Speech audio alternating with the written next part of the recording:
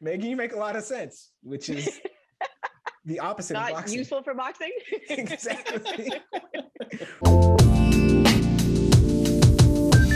Yeah, so Aaron Rodgers had this big comeback Sunday night. We record Monday morning, so a lot of people are talking about that. But here at Bring It In, we know the real story of the latest week in the NFL was Chuba Hubbard, Meghan McPeak. How awesome is Sherwood Park, Alberta's Chuba Hubbard? Well, he is so awesome that in the absence of McCaffrey, he is going to lead the Carolina Panthers in rushing yards.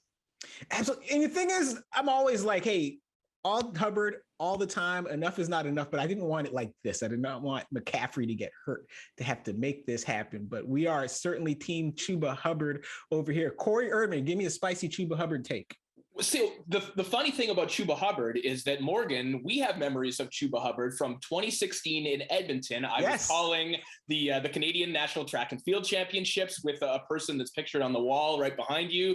Yep. We were in Edmonton. I was in the VIP tent. You were in the VIP tent. Because I'm so important. Right. I think we had just gone to Nando's for lunch, and then we came back and watched Chuba Hubbard run, I think, 10-6-9 into the wind at Nationals. And then I remember not seeing Chuba Hubbard at Nationals, and I can't follow all of college football. So I didn't know that Chuba Hubbard then went on to become a football player until he was this one who stood up to Mike Gundy for wearing the OAN shirt. And then Chuba Hubbard came back into my life and remains one of my favorite athletes. So I, like you, didn't want it to happen like this, but I am happy to see Chuba Hubbard get his opportunity. Absolutely. All Chuba Hubbard all the time over here. And he's a guy too, like, was supposed to be able to lighten Christian McCaffrey's load. Now Chuba Hubbard got to carry that load. We are looking forward to it. Sam Darnold has found like some magic that he didn't have at the Jets. So all these things might actually work out. Everybody finds it when they leave the Jets, Morgan. Apparently. You know that. Apparently.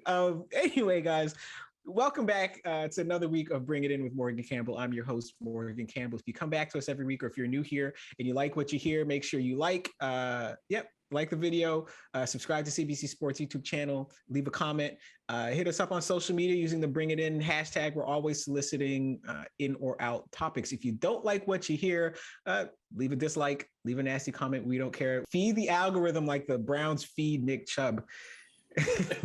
As they grind my Chicago Bears into the dust. There's a reason we're talking Chicago. We mentioned the Cleveland Browns because we have a guest panelist this week. Dave Zirin is out hustling his new book, The Kaepernick Effect.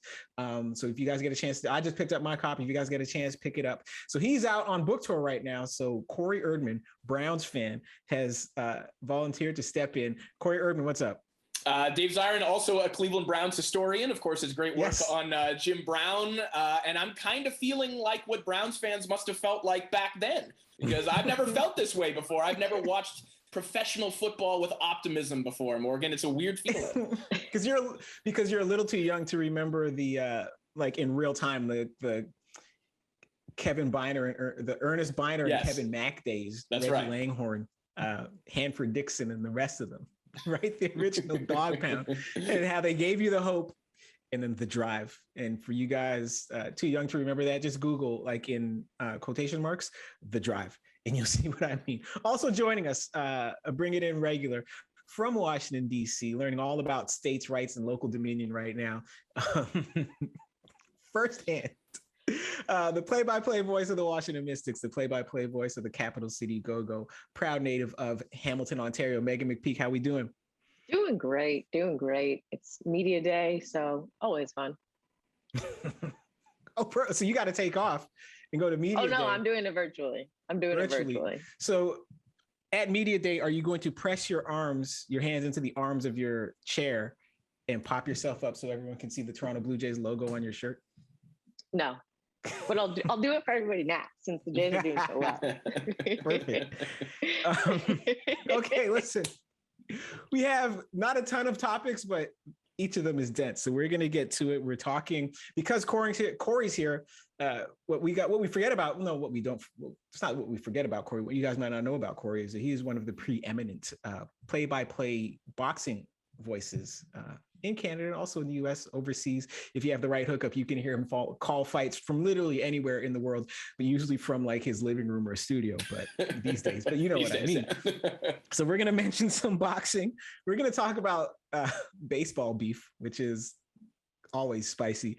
But we have to talk about like the latest developments at the intersection of pro sports and the coronavirus pandemic. Matt Sullivan of Rolling Stone magazine had an in-depth feature over the weekend discussing everything that's happening with the NBA and how a lot of a combination of vaccine hesitant, vaccine deniers and anti-vaccine people within the players union are basically driving NBA policy on how this is going to work. And what we have right now is a mess. We have Andrew Wiggins trying to opt out of taking the vaccine, filing for a religious exemption and having it denied. And so now Andrew Wiggins is not in compliance with San Francisco public health guidelines on coronavirus vaccines and gatherings of more than 20 people. So he right now cannot attend home games. Kyrie Irving is in a similar situation this morning, Monday morning, Zach Lowe of ESPN tweets, Kyrie Irving is not expected to attend Nets Media Day today, Monday, due to New York City health and safety protocols, but the Nets fully expect Irving to accompany the team to training camp in San Diego, sources tell at Windhorst, ESPN, and I. So what we are headed towards, because right now I'm getting in my ear, it's a guy, he's driving on the 401, he has shades and a baseball cap and then shades on top of the baseball cap. He's yelling in my ear to stick to sports. All right, cool, we're gonna stick to sports. Megan, you're the basketball expert here. We'll go Nets first. Okay, so they have a big three. If one of those three is in a position where he cannot play home games because he will not get the vaccine, and New York City says, well, the rules are the rules, what happens to that team? So this is the interesting thing that I think when you look at the landscape of the NBA, the Nets are weirdly the one team that can actually play without Kyrie Irving. They can afford it. They can, not necessarily afford it, but they're used to it, because how many games did we see Kyrie Irving, James Harden, Kevin Durant actually play together last season? It was a handful prior to the playoffs beginning. And then obviously, James Harden goes down with the hamstring. He misses some times. And the three of them have been in and out of the lineup so much with the Nets that team and that coaching staff is used to it. The fan base is used to it. So the fact that as of right now, at least when we're recording, it looks like he will be missing 41 games at minimum, because that would be how many home games they have. This is a Nets team that has played without Kyrie Irving before. This is a James Harden, Kevin Durant team that has played without Kyrie Irving before. So this is actually not something new, which is very interesting that this puts them in that position. But because of the injuries they've dealt with in the past and not having their big three together consistently, they are weirdly in a position that Steve Nash is familiar with what lineups go together, what lineups he can play together. KD and James Harden are used to playing without all three of them together. So they're weirdly in a similar position that they were last year without him in the lineup consistently. So I actually don't think they're in a bad position. Obviously, they would like to have him on the floor for 82 games. Obviously, Nets fans would like to have him on the floor for home games when they attend. But as it stands right now, that's not the case. And they're in a position that they've been in before. So I actually don't think it hurts them terribly. Obviously, you want him on the floor if you're the Nets, because he makes you that much better. He poses such a threat to opposing defenses. However, you're not in a bad position without him on the floor because you've been here before. And that's the weird kind of situation about this, is as tough as it is, they've been here before. So it's not like they're walking in uncharted territories without Kyrie Irving in the lineup for 41 games. Right. And then what about the Warriors? Because here's a team, waiting for Klay Thompson to come back. They're they are aging out of that window that they had of dominance. Like their best players now are either past 30 or pushing it. But this was the year we were supposed to be able to see what would happen if Steph was still there, Draymond was still there, Klay Thompson is back, and now Andrew Wiggins. So now what happens in San Francisco if they can only play with 40% of Andrew Wiggins? I think this is a situation that it affects Andrew Wiggins more than what I was saying about Kyrie.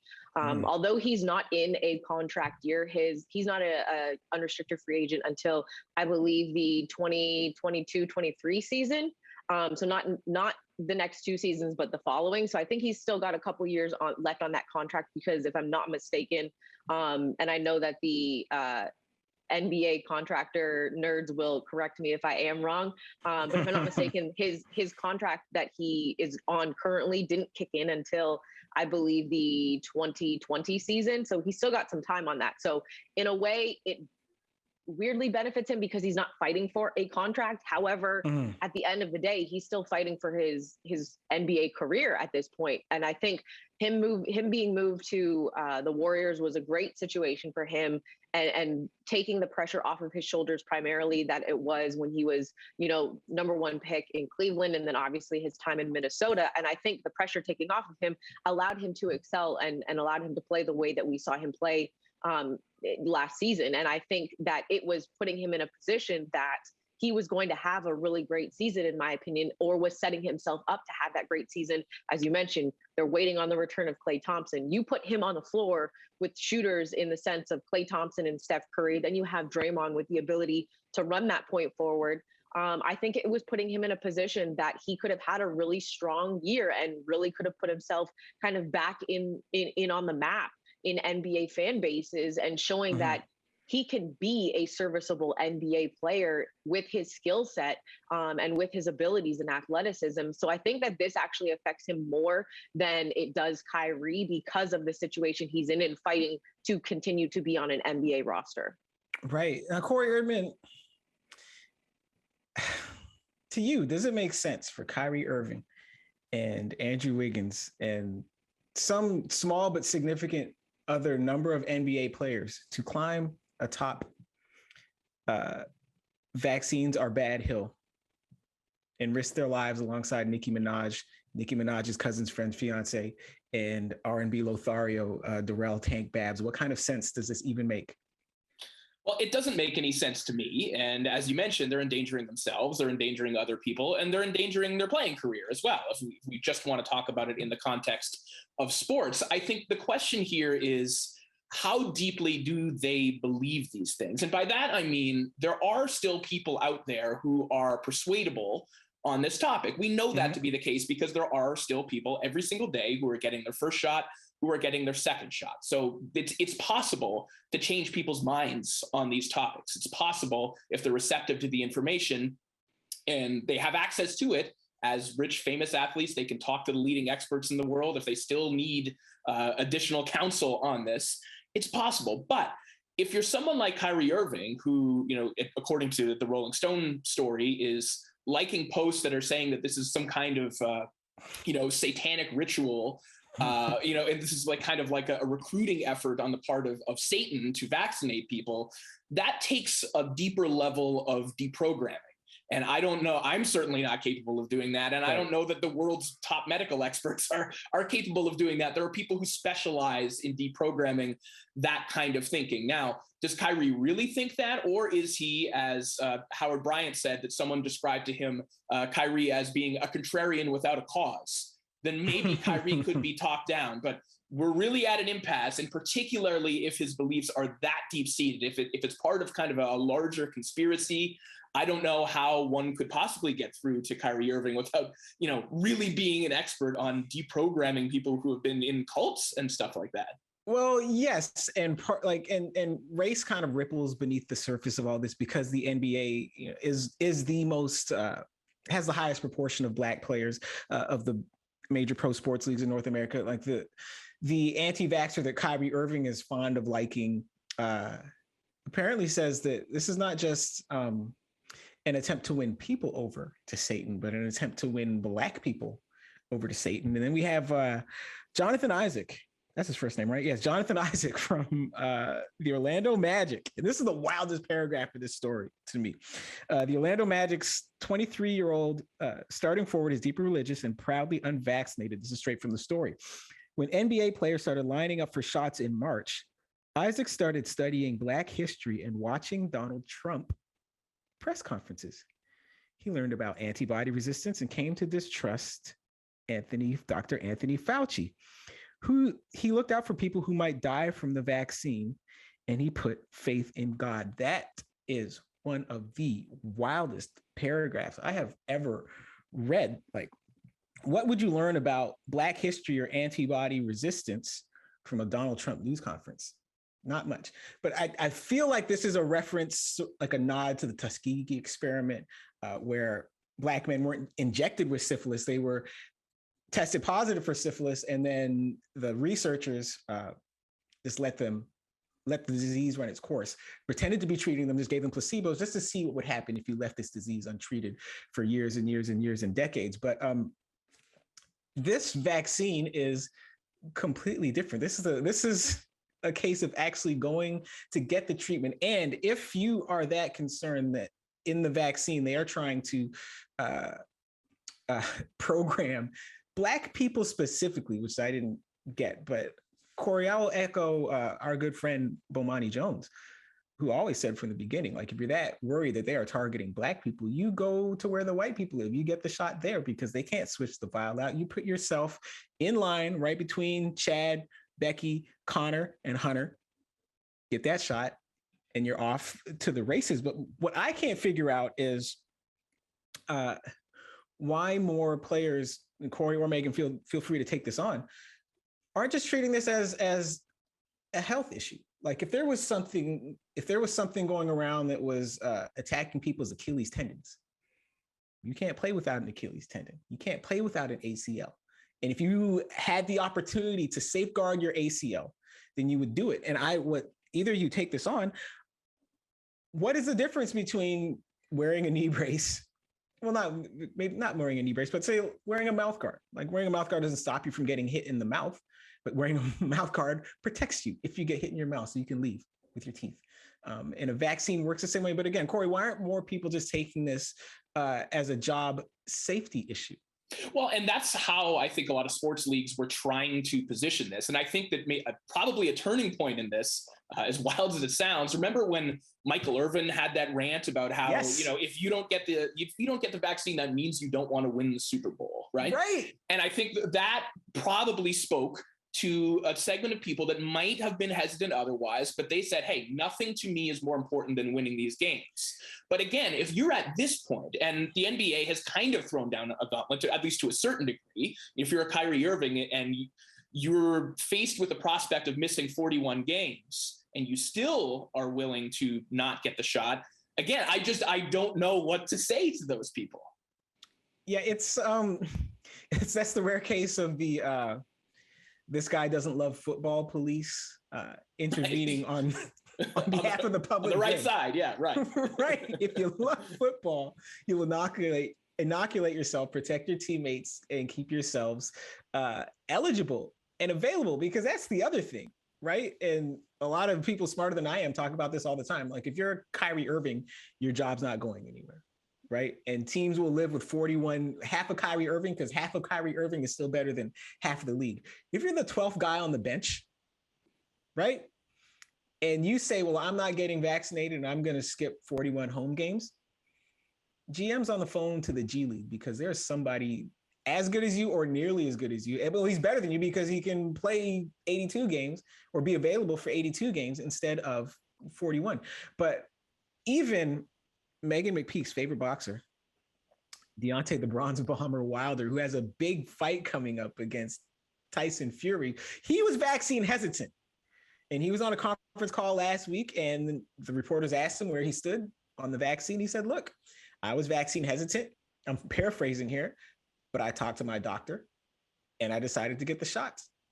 And because this is how it works in boxing, it's like the fighter and then the team, the entourage, and they do what he does. So if Deontay Wilder's getting the shot, everybody's getting the shot. Meghan McPeak, why aren't more, maybe this isn't the question to ask. Well, let me ask you like this. How significant is it that your favorite boxer, operating in a sport where a lot of people aren't getting the shot, made that step? I love how you're just putting it out there that he's my favorite boxer. Listen, I'll be at home. But hey, I will be at home scrolling through Instagram. Here's a DM from Meghan McPeak. Here's a DM from Meghan McPeak. Yo, Morgan, look at Deontay Wilder bench pressing 350. Yo, he's ready to make it happen. True or not true? Yeah, but exactly. It's usually in the context of us making fun of Drake's boxing. That's true. Hey, true. That is true. That is true too. But that's a whole other conversation. That is that's next week's topic. But tell me, how significant is it in a sport where a lot of people don't like getting the shot? Like there are a lot of boxers that don't like getting the shot. How significant is it that the one-time best heavyweight in the world said, "Hey, I'm man enough to take a needle"? I think it's significant, not just in boxing, but I think it's significant in sports when you see, especially athletes who may have been hesitant about it, and then they get more information, they do their due diligence, and then they make the decision, even if they make the decision to still not get it, but if they make the decision to go ahead and get it, I think it shows that, they felt that after educating themselves again and getting more information, or possibly getting different information than they might have been getting. Because the other thing too is we don't know what information they're initially being given. If they're speaking to people who might not be, as informed about it as possible or as they should be, and then they're getting, that quote unquote second opinion, and get more in-depth information. Because in all honesty, that's what I did when I decided to get the vaccine. Is I spoke to as many people as possible before I made the decision, and made the decision that was best for myself and my family. And everybody has to do that, and everybody's entitled to do that. So I think him making the decision that he was willing and open to receiving the information that was given to him, because that's the biggest thing I think too, is you can't just go to get the information to say, well, I spoke to, doctors A, B, and C, and I'm still deciding that this is not right for me. You have to go in with a mindset that you're willing and open to receiving the medical information that they're being given that's being given to you. Because I think if you're not open to receiving it and to listening to what's being said to you, then you're going to continue to not want to get it, and you're going to continue to be closed off. So I think being willing to receive the information is a big factor in people making the decision that they may have been, vaccine hesitant or anti-vax, whatever you want to call it, to then make the decision to get the vaccine. But I think any athlete that may have been hesitant and then makes the decision to turn around and get it, I think is a good step in the right direction, because it shows that they are putting their health first. It shows that they're putting the people around them's health first, and they're trying to still do their job. Because at the end of the day, we know that the previous fight was postponed because of a positive case. So they're trying to now avoid that. And he's doing what he can and what's in his control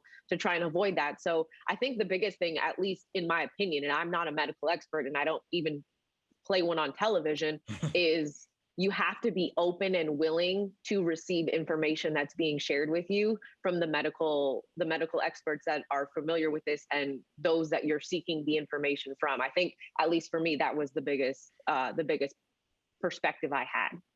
Yeah, so Corey, so maybe there is hope for Kyrie Irving, because Deontay Wilder, we know he's open to all kinds of crazy conspiracy theories and unorthodox explanations about why something happened. He lost to Tyson Fury because his ring walk outfit was too heavy. Maybe Tyson Fury had the loaded gloves in the first fight. Like, he's open to all this stuff, but he was open also to common sense and science and fact-based conclusions and actions regarding this vaccine. But again, like how, and we talk a lot about baseball, we talk a lot about football and the NBA, but again, boxing, like your area of expertise, like how difficult has it been to penetrate, like for this information to penetrate the community of fighters and get them on board with taking the vaccine? Like we remember Teofimo Lopez, another guy who had a fight canceled because of COVID, and then he got the shot and he posted it on Instagram, but like the caption was apologetic to his followers, like apologizing for getting the shot, because his followers were like,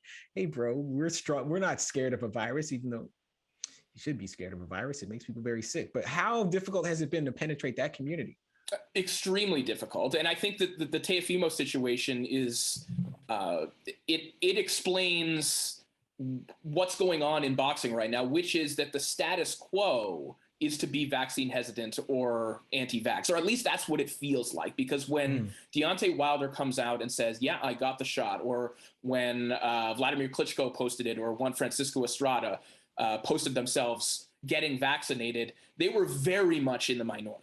Now, there are a lot of vaccinated fighters out there. There must be. I'm thinking there are. Just based on statistics, there probably are. But we don't really hear from them. And that's because I think fighters, even the ones who do have the shot, do have to be around people who are hesitant, who think very much the same way. That, I think, is just the baseline thinking in boxing right now. I'll share a personal anecdote here as well. I'm not going to get into specifics, but I have an upcoming commentary gig somewhere in the world, and where it is, vaccines are mandatory to be in that particular location.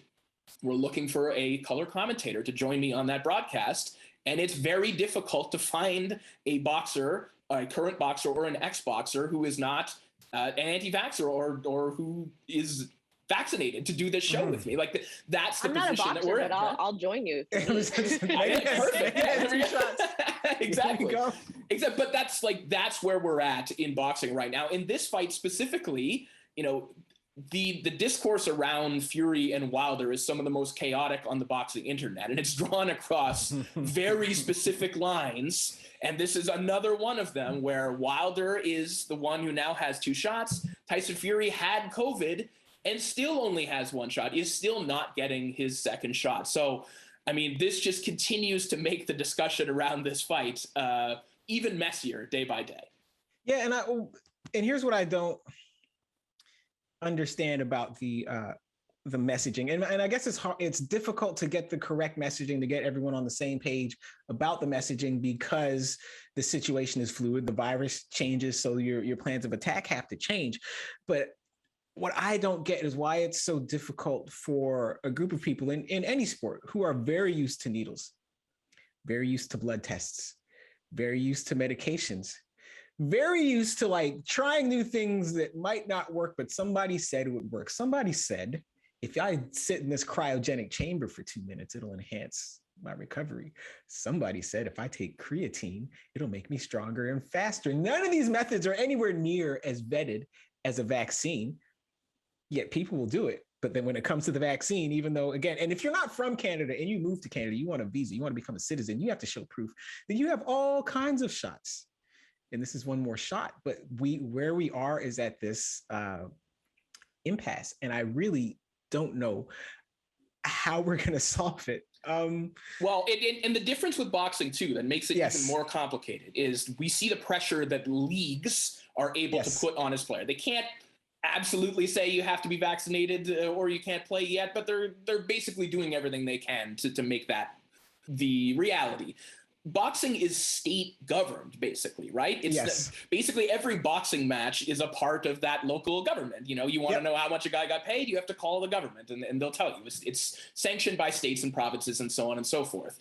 There will always be a city or a state that will allow you to fight unvaccinated. And so we're seeing the first round of fighters, basically, Bryant Jennings, just yesterday being the first one, pass up on a world title opportunity, a WBC title opportunity, because he would have had to have gone to Quebec and quarantine, and he needed to be vaccinated, and he decided not to do that. And Bryant Jennings, he'll have to pass up on that fight, but someone will allow Bryant Jennings to fight somewhere else. So boxing doesn't have that leverage that cohesive leagues have to force really anything. It's really on promoters to just not give people fights because they're not reliable. They can't know that they're not going to test positive for COVID. And yes, we know that there can be breakthrough cases, but boxing does not have the ability to really force its athletes to do something the way that other leagues can. So my favorite part of the week, In and Out, we're going to tee it up. And because we have Corey here, and because there was a giant, massive title fight on the weekend, this is where we're going to start at In and Out.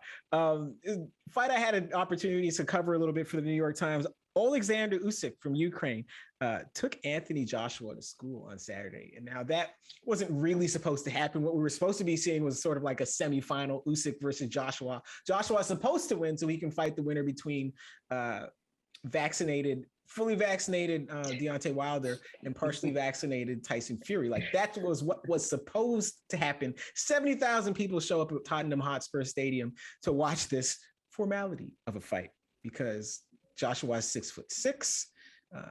Usyk was 6'3". Joshua's 31. Usyk is older.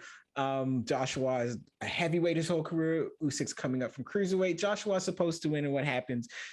Oleksandr Usyk takes him to school. Like, he got beat up a little bit in the process because this is boxing, but he took Anthony Joshua to school, won a unanimous decision. So now, if you want a unified heavyweight champion, 4 belts still out there floating around. Usyk has a bunch of them. Fury and Wilder are fighting for another one. You're going to have to wait. So Meghan McPeak, we'll start with you.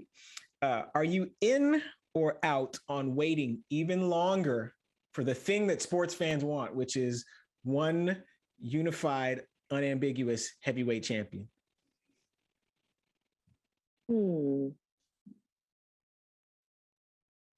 Is there a guarantee that it's going to happen?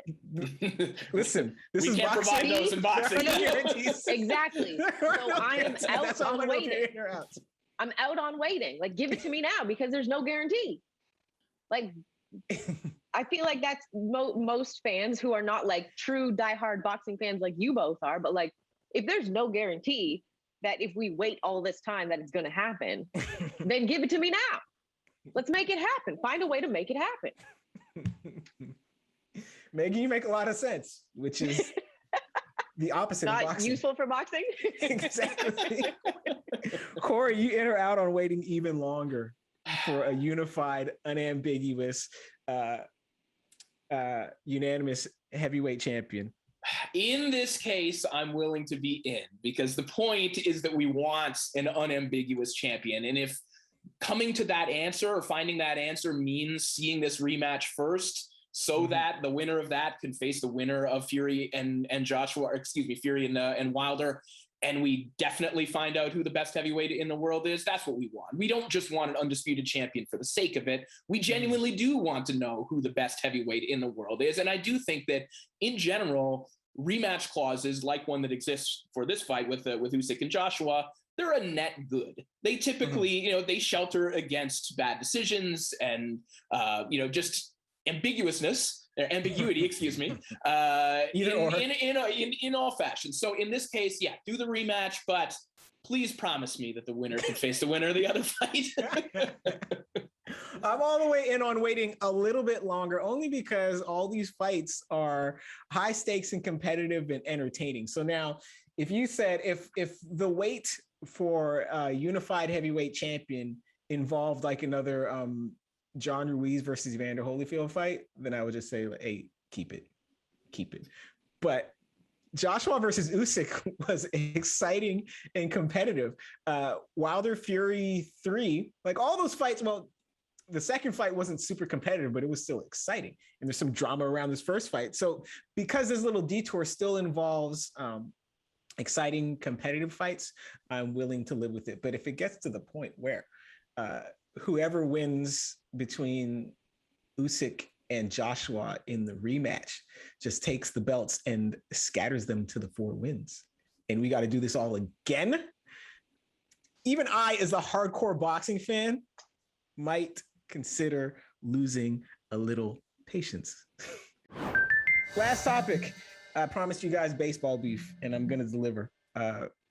So last week, the Blue Jays played Tampa Bay in St. Pete, and there was some type of play at the plate between Kevin Kiermaier and the Blue Jays' Alejandro Kirk. Alejandro Kirk dropped his little data card where they keep, I don't know, scouting reports and game plans and stuff.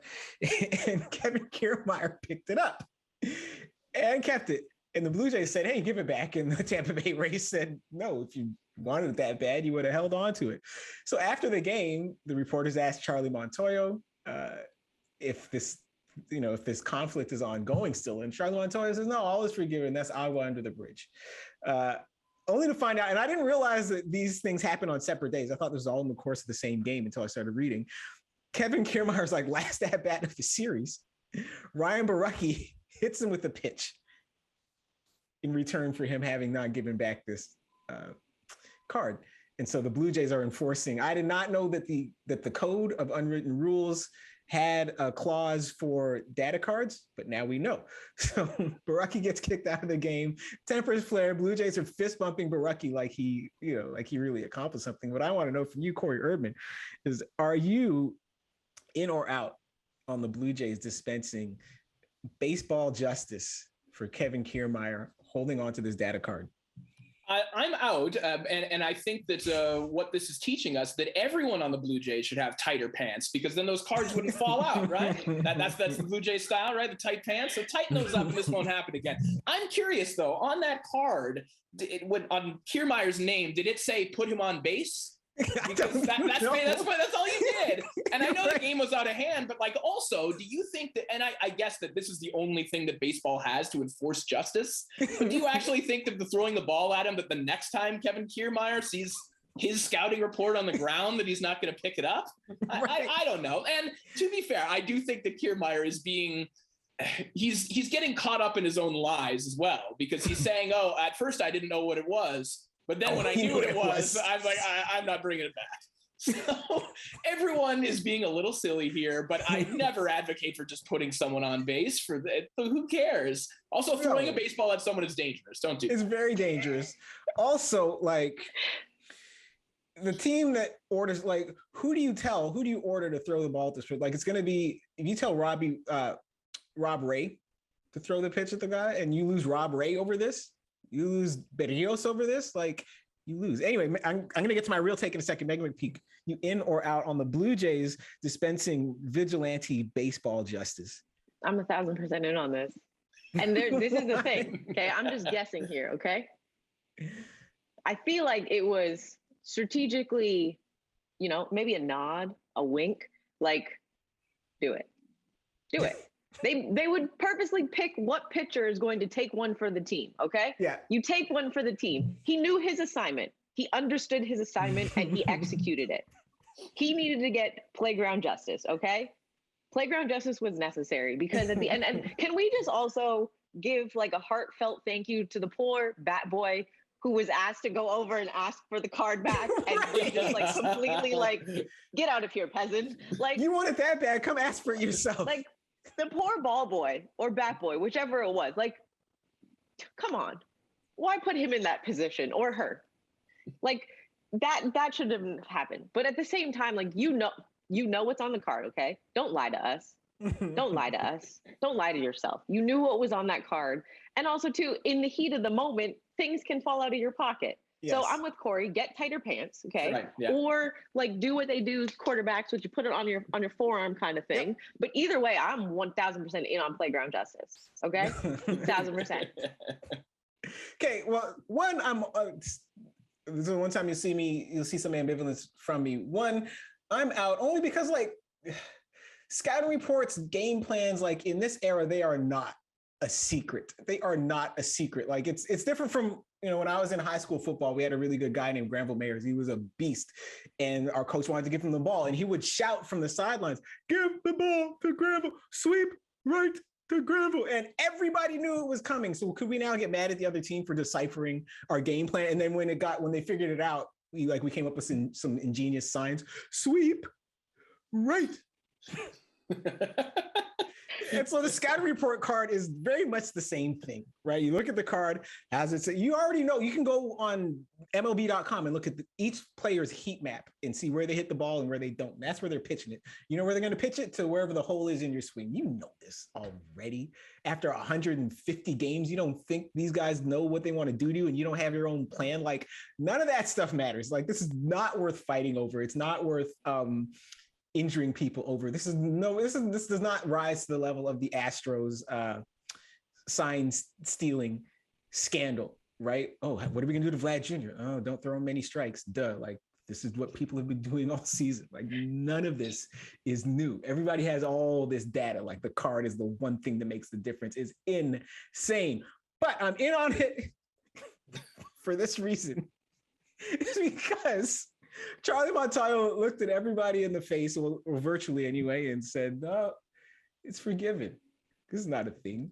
Water's under the bridge."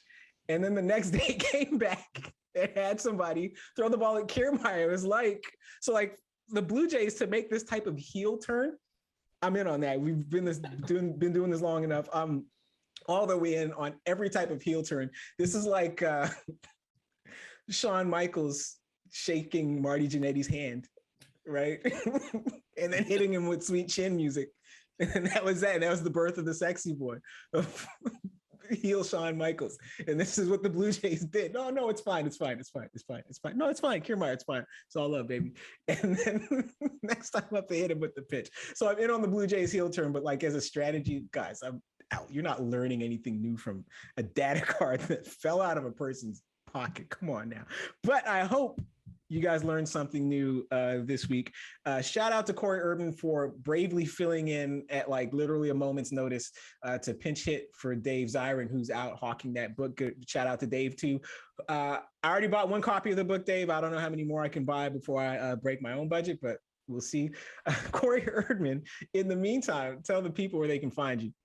Yeah, well, you can find me every Monday writing the lead column on boxingscene.com, so you can catch me on there. And as Morgan mentioned, if you look hard enough, I'm probably calling some weird boxing somewhere every week. So be that on ESPN Plus or elsewhere, you can definitely catch me on the airwaves, usually about once a week. And I'm pretty sure you're calling a fight next week with Meghan. Yeah, I believe Meghan has a new booking. We're going to talk as soon as we get off. Perfect. And Meghan McPeak, between now and next week, tell the people where they can find you. As always, on Twitter at Meghan McPeak, spelled with an H because it's the right way to do it. Perfect. And as usual, I've been your host, Morgan Campbell. You can find me on Twitter at Morgan P. Campbell, on Instagram at Morgan P. Campbell. You will not find me on Triller. You will not find me on TikTok. Although I am a good dancer, just not TikTok dance good. So I keep it to Twitter and Instagram. If you like what you've heard, hit like, leave a comment, subscribe to CBC Sports YouTube channel, and also hit us up on social media using the Bring It In hashtag. Send us your suggestions for In and Out. If you didn't like what you heard, leave a nasty comment. We don't care. Leave a dislike. Why is that, Corey? Feed the algorithm, please. Because we're just trying to feed the algorithm. Yeah, please. Yeah. Exactly. Keep that algorithm full, like a fighter after a weigh-in. Right? Anyway, we've had our fun. Life is calling. We're going to get to it.